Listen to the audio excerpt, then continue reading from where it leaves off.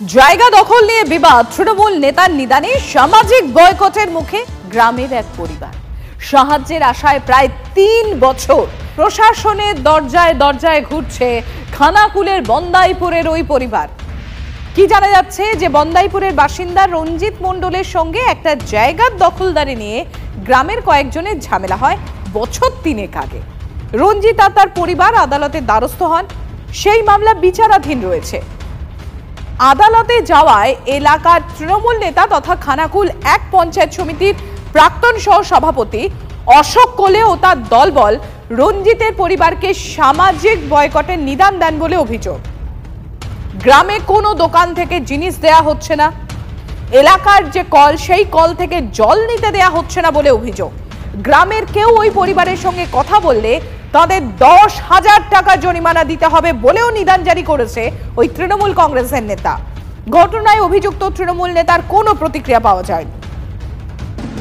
আমার বাড়ির সামনে বেআইনি নির্মাণ করে আমার রাস্তা ব্লক করে দেয় আমার জায়গার ওপর। এবার সেই কারণে আমি কোর্টের দ্বারস্থ হওয়ার কারণে 3 বছর আমার বাড়িকে সামাজিক বয়কটের মধ্যে চলছে। সিনিয়র সিটিজেন তাদের যে দুধ নেওয়া হয় সেগুলো বন্ধ, বাচ্চার টিউশন বন্ধ, এমনকি আমার চাষের জমি জায়গা টোটালি বন্ধ।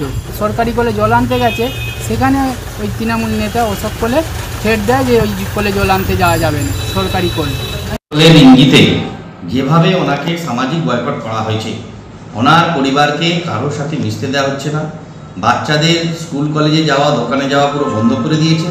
বৃদ্ধ বাবা মা রয়েছে, তাদেরও টয়লেট, কুমোর টয়লেট সেটাকে ভেঙে দিয়েছে, চেয়ারে টয়লেট করতে হচ্ছে, বাথরুম করতে হচ্ছে। তো এইরকমভাবে সমস্ত দিক থেকে ওনাদেরকে বঞ্চিত করা হয়েছে। এমনকি ওখানে যে সরকারি টিউবওয়েল আছে সেই কলের পর্যন্ত জল খেতে দেওয়া হচ্ছে না। আমরা আবার প্রশাসনের দ্বারস্থ হয়ে কীভাবে মুক্তি পায়, কীভাবে সমাজের সকলের সাথে মিশতে পারে আর মূল স্রোতে ফিরে যেতে পারে, তার জন্য আমরা প্রশাসনের দ্বারস্থ হব। আর বয়কট করা তো আমাদের সরকারও সমর্থন করে না এবং আমাদের দলও সমর্থন করে না।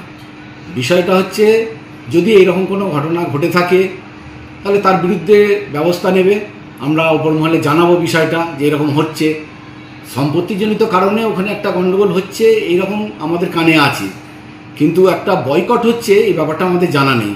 যদি সত্যি হয়ে থাকে আপনারা বলছেন, তাহলে আমরা যেখানে জানাবো তার বিরুদ্ধে নির্দিষ্টভাবেই ব্যবস্থা হবে।